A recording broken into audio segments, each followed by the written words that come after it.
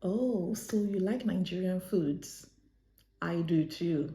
But you know the problem with that is we fry too much, we use too much oil, we eat unbalanced diet, we don't explore our taste buds, we eat too much. Did I just did I say that?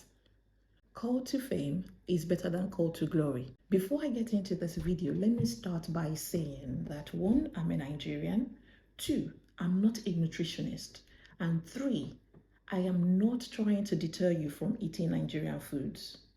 My thoughts today are about unhealthy Nigerian food habits and practices that we just need to stop in order to live a healthier lifestyle. Some of the things that we do and eat are simply not great for us. Let's take a look at some of the examples. Fried foods are a staple in Nigerian diet. There's no doubt about it. But they are a major contributor to unhealthy living and high cholesterol levels. You see, that weight that we carry about, it's because of the food we eat. I know part of it is down to genes. Yes, I know. But check out the food. We fry chicken, we fry meat, we fry turkey, then add them to stew made of tomatoes and bell peppers that are already being fried. In the same category is puff puff. Have you ever squeezed puff puff? You can fry an egg from the oil that comes out of puff puff. Fried foods are simply high in fat, calories, and they can increase the risk of heart disease and stroke. I'm not a doctor, but Google has this information. Instead, let's just opt for healthier cooking methods such as baking or grilling. Grilled chicken and meat actually are very tasty. In the same line of frying, we use too much oil to cook. I mean, palm oil, coconut oil, sunflower oil, you can name it. The amount of oil we use is beyond comprehension. When we cook, if the oil is not dancing on top of the stew, then it hasn't quite landed. Why? We can cook the same stew with less oil and it will still be delicious and healthy for us. And this one has to be said. Why is our jollof rice so greasy? Do you know that you can cook jollof without using the meat stock? For those who don't know and just eat party jollof, we use the meat stock is the water with which the meat or the chicken was cooked. It is set aside with the fat on top and used to cook jollof, whose base is oil anyway. I have a common joke that if you live in the UK, you will know when a Nigerian gets on the bus because they just smell of oil, of fried fish, of fried meat, fried yam, oil. They just smell of oil without bothering to wash the jacket. They must smell shiny. Moving on.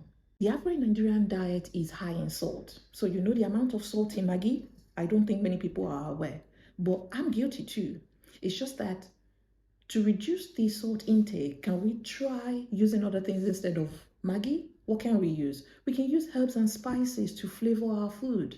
I know Nigerian kitchens are full of curry, pepper, thyme. That's the highest you'll see in some homes. The world is so full of beautiful aromatic spices nowadays. There's rosemary, there's basil, there's ginger, there's garlic, paprika, and so much more. Another thing Nigerians do is that we have a habit of skipping meals, especially breakfast, which can lead to overeating later in the day and weight gain. Yes, because once you've missed breakfast, your tummy is now looking forward to lunch and dinner. That way, you pile on more onto your plate because you need to make up for that for that missed meal. It is essential to kickstart your metabolism and provides you with the energy that you need to start your day. Sweetened drinks, Fanta, Schweppes, Lacasera, should I go on? Chapman, Zobo, the list is endless. Come on. I think Fanta sold in the UK is like water compared to Fanta sold in Nigeria. These drinks contain a lot of sugar, which are just empty calories.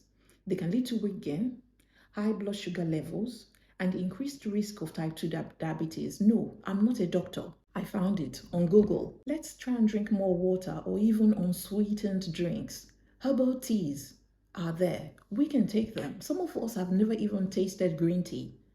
You taste this once, you do yuck, and you say it tastes like agbo.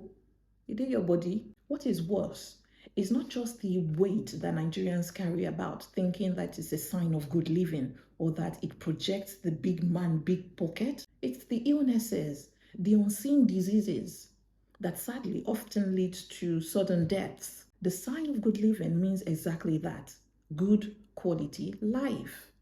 Quality life is healthy life. Changing some of these unhealthy food habits is just a step towards a healthier lifestyle. By making small changes in our diet, we can improve our overall health and reduce the risk of chronic diseases.